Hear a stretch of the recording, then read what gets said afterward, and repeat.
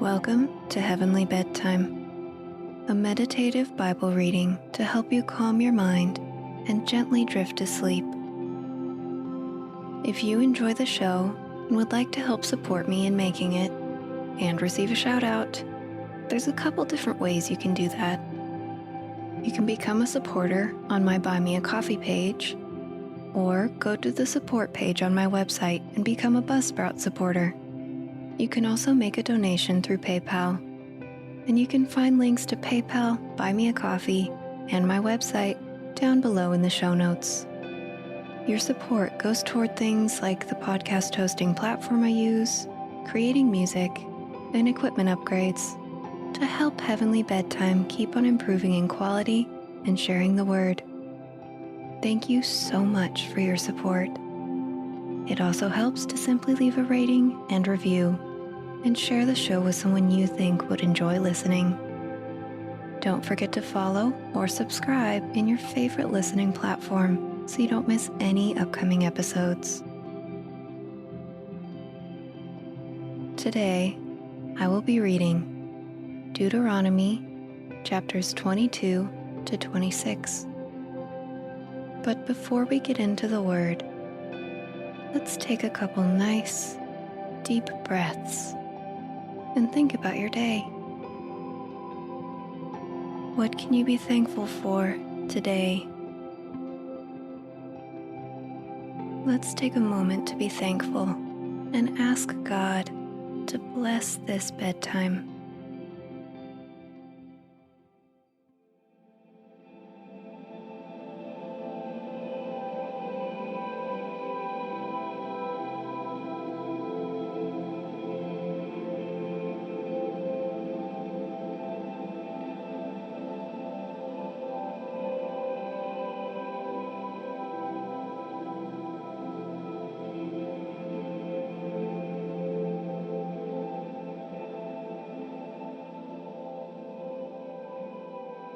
If you see your neighbor's ox, or sheep, or goat wandering away, don't ignore your responsibility. Take it back to its owner. If its owner does not live nearby, or you don't know who the owner is, take it to your place and keep it until the owner comes looking for it. Then you must return it. Do the same if you find your neighbor's donkey, clothing, or anything else your neighbor loses. Don't ignore your responsibility. If you see that your neighbor's donkey or ox is collapsed on the road, do not look the other way.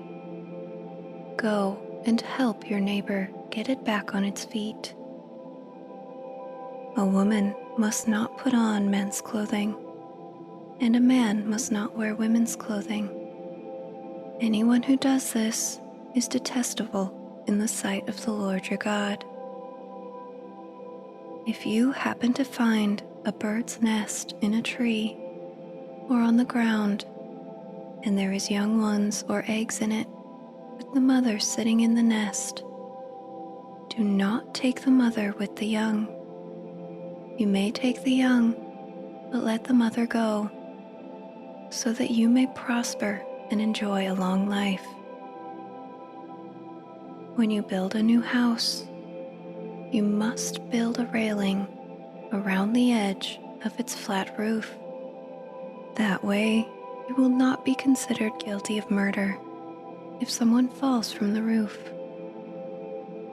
You must not plant any other crop between the rows of your vineyard.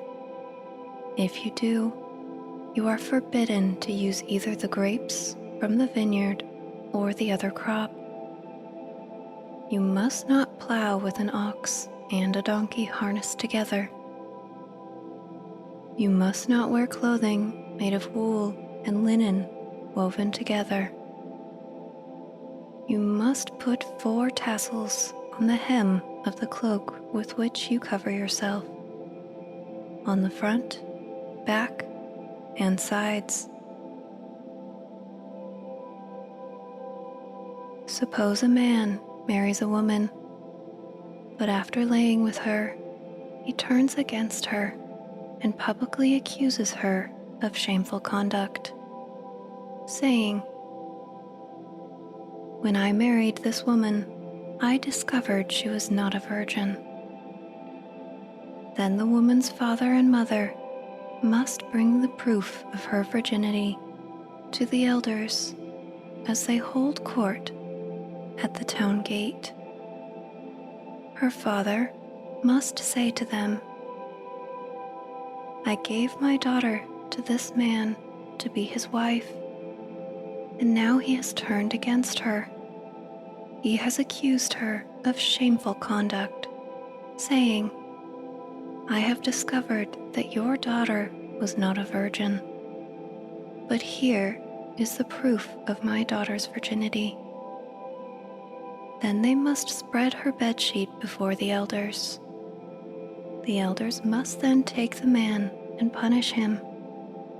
They must also fine him 100 pieces of silver, which he must pay to the woman's father, because he publicly accused her of shameful conduct. The woman will then remain the man's wife, and he may never divorce her. But suppose the man's accusations are true, and he can show that she was not a virgin. The woman must be taken to the door of her father's home, and there the men of the town must stone her, for she has committed a disgraceful crime in Israel by being promiscuous while living in her parents' home. In this way, you will purge this evil from among you. If a man is discovered committing adultery, both he and the woman must die. In this way, you will purge Israel of such evil. Suppose a man meets a young woman who is engaged to be married, and he lays with her. If this happens within a town, you must take both of them to the gates of that town and stone them. The woman is guilty because she did not scream for help. The man must die because he violated another man's wife. In this way, you will purge this evil from among you. But if the man meets the engaged woman out in the country, and he violates her, then only the man must die. Do nothing to the young woman. She has committed no crime worthy of death. She is as innocent as a murder victim.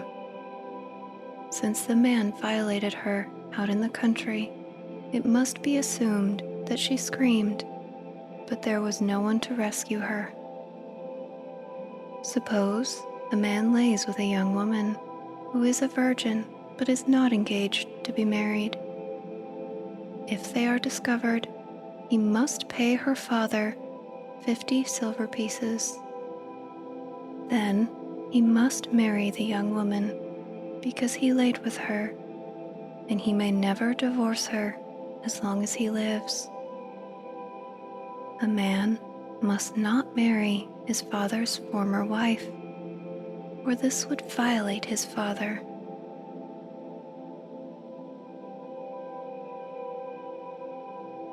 If a man's testicles are crushed or his penis is cut off, he may not be admitted to the assembly of the Lord.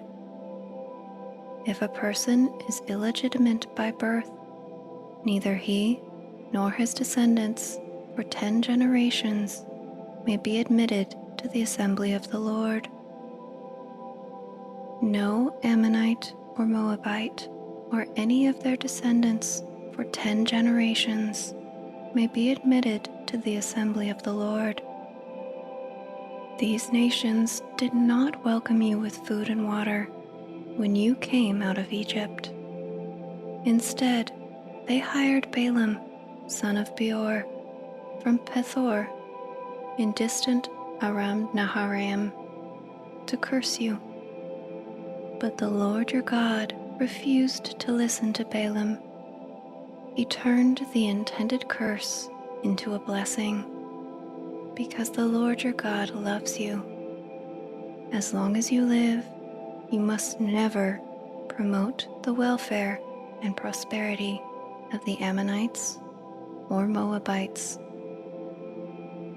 Do not detest the Edomites or the Egyptians, because the Edomites are your relatives, and you lived as foreigners among the Egyptians. The third generation of Edomites and Egyptians may enter the assembly of the Lord. When you go to war against your enemies, be sure to stay away from anything that is impure.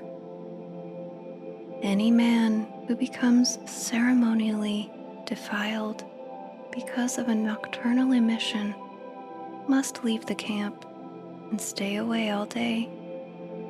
Toward evening, he must bathe himself, and at sunset he may return to the camp. You must have a designated area outside the camp where you can go to relieve yourself. Each of you must have a spade as part of your equipment. Whenever you relieve yourself, dig a hole with the spade and cover the excrement. The camp must be holy, for the Lord your God moves around in your camp to protect you and to defeat your enemies. He must not see any shameful thing among you, or he will turn away from you. If slaves should escape from their masters and take refuge with you, you must not hand them over to their masters. Let them live among you in any town they choose, and do not oppress them.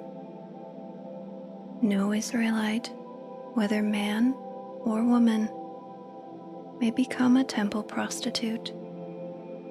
When you are bringing an offering to fulfill a vow, you must not bring to the house of the Lord your God any offering from the earnings of a prostitute, whether a man or a woman, for both are detestable to the Lord your God. Do not charge interest on the loans you make to a fellow Israelite, whether you loan money or food or anything else. You may charge interest to foreigners, but you may not charge interest to Israelites, so that the Lord your God may bless you in everything you do in the land you are about to enter and occupy. When you make a vow to the Lord your God, be prompt in fulfilling whatever you promised him, for the Lord your God demands that you promptly fulfill all your vows, or you will be guilty of sin.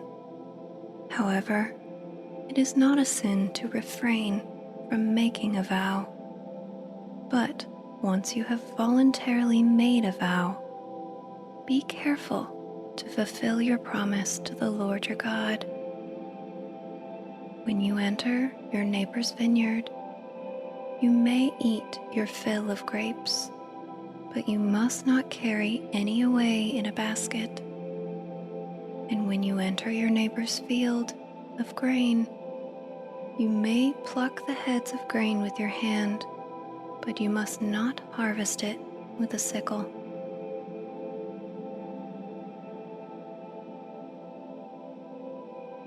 Suppose a man marries a woman, but she does not please him. Having discovered something wrong with her, he writes a document of divorce, hands it to her, and sends her away from his house. When she leaves his house, she is free to marry another man. But if the second husband also turns against her, writes a document of divorce, hands it to her, and sends her away, or if he dies, the first husband may not marry her again, for she has been defiled. That would be detestable to the Lord. You must not bring guilt upon the land the Lord your God is giving you as a special possession. A newly married man must not be drafted into the army or given any other official responsibilities. He must be free to spend 1 year at home, bringing happiness to the wife he has married. It is wrong to take a set of millstones, or even just the upper millstone, as security for a loan, for the owner uses it to make a living. If anyone kidnaps a fellow Israelite and treats him as a slave or sells him, the kidnapper must die. In this way, you will purge the evil from among you. In all cases involving serious skin diseases, be careful to follow the instructions of the Levitical priests. Obey all the commands I have given them. Remember what the Lord your God did to Miriam as you were coming from Egypt. If you lend anything to your neighbor, do not enter his house to pick up the item he is giving as security. You must wait outside while he goes in and brings it out to you. If your neighbor is poor and gives you his cloak as security for a loan, do not keep the cloak overnight. Return the cloak to its owner by sunset so he can stay warm through the night and bless you. And the Lord your God will count you as righteous. Never take advantage of poor and destitute laborers, whether they are fellow Israelites or foreigners living in your towns. You must pay them their wages each day before sunset, because they are poor and counting on it. If you don't, they might cry out to the Lord against you, and it would be counted against you as sin. Parents must not be put to death for the sins of their children, nor children for the sins of their parents. Those deserving to die must be put to death for their own crimes. True justice must be given to foreigners living among you and to orphans, and you must never accept a widow's garment as security for her debt. Always remember that you were slaves in Egypt, and that the Lord your God redeemed you from your slavery. That is why I have given you this command. When you are harvesting your crops and forget to bring in a bundle of grain from your field, do not go back to get it. Leave it for the foreigners, orphans, and widows. Then the Lord your God will bless you in all you do. When you beat the olives from your olive trees, don't go over the boughs twice. Leave the remaining olives for the foreigners, orphans, and widows. When you gather the grapes in your vineyard, don't glean the vines after they are picked. Leave the remaining grapes for the foreigners, orphans, and widows. Remember that you were slaves in the land of Egypt, and this is why I am giving you this command.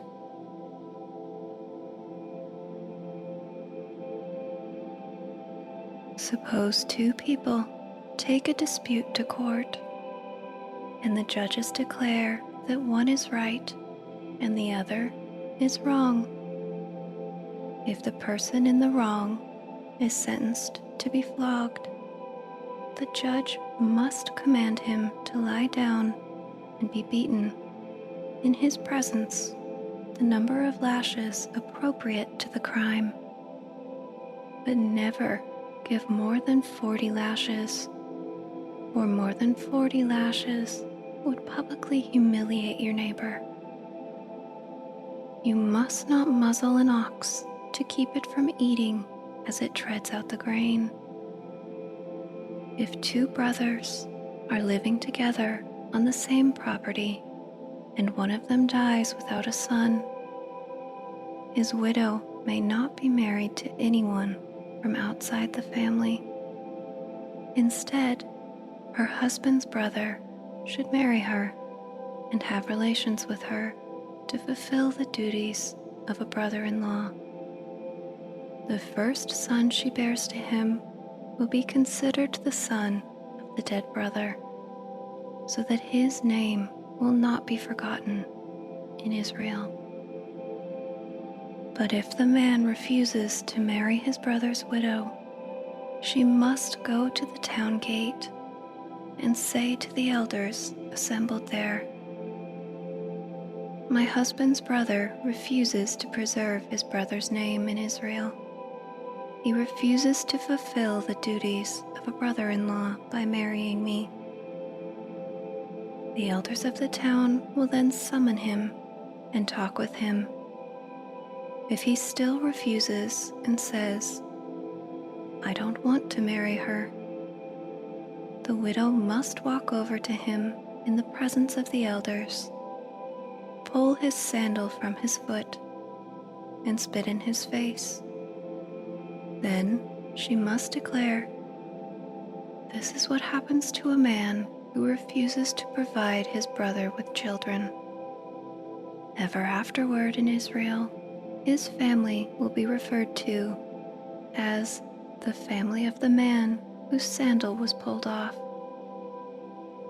If two Israelite men get into a fight, and the wife of one tries to rescue her husband by grabbing the testicles of the other man, you must cut off her hand. Show her no pity. You must use accurate scales when you weigh out merchandise, and you must use full and honest measures. Yes, always use honest weights and measures, so that you may enjoy a long life in the land the Lord your God is giving you. All who cheat with dishonest weights and measures are detestable to the Lord your God. Never forget what the Amalekites did to you as you came from Egypt. They attacked you when you were exhausted and weary. They struck down those who were straggling behind. They had no fear of God. Therefore, when the Lord your God has given you rest from all your enemies in the land he is giving you as a special possession, you must destroy the Amalekites and erase their memory from under heaven. Never forget this.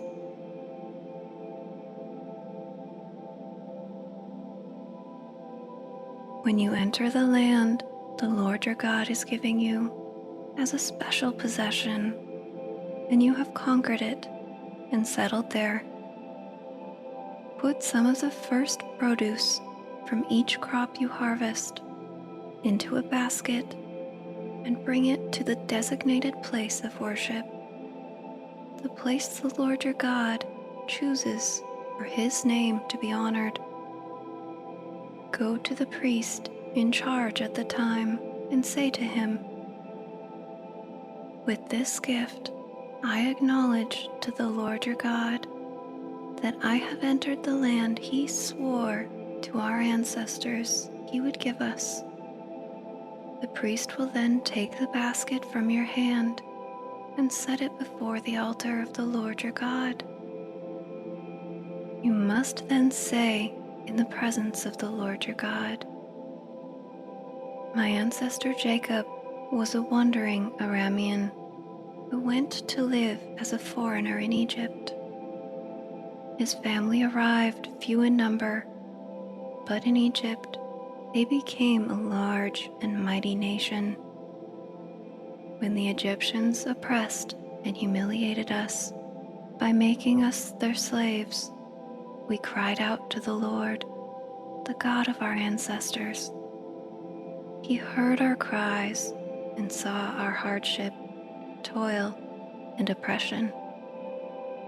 So the Lord brought us out of Egypt with a strong hand and powerful arm, with overwhelming terror, and with miraculous signs and wonders. He brought us to this place and gave us this land flowing with milk and honey.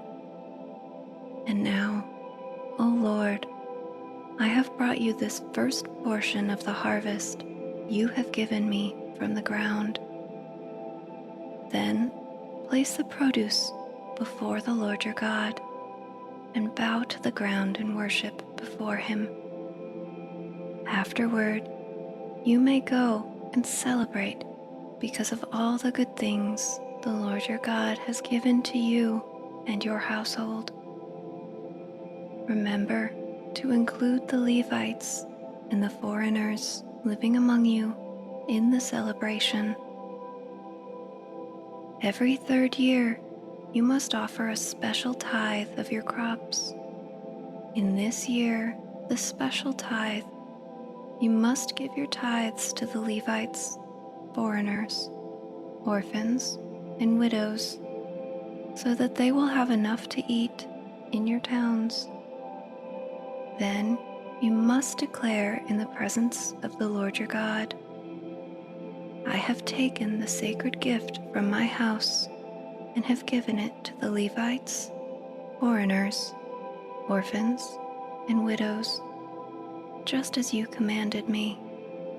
I have not violated or forgotten any of your commands. I have not eaten any of it while in mourning. I have not handled it while I was ceremonially unclean, and I have not offered any of it to the dead. I have obeyed the Lord my God, and will have done everything you commanded me. Now look down from your holy dwelling place in heaven, and bless your people, Israel, and the land you swore to our ancestors to give us, a land flowing with milk and honey. Today, the Lord your God has commanded you to obey all these decrees and regulations. So be careful to obey them wholeheartedly. You have declared today that the Lord is your God, and you have promised to walk in his ways and to obey his decrees, commands, and regulations, and to do everything he tells you. The Lord has declared today that you are his people, his own special treasure, just as he promised, and that you must obey all his commands. And if you do, he will set you high above all the other nations he has made. You will receive praise, honor, and renown. You will be a nation that is holy to the Lord your God, just as he promised.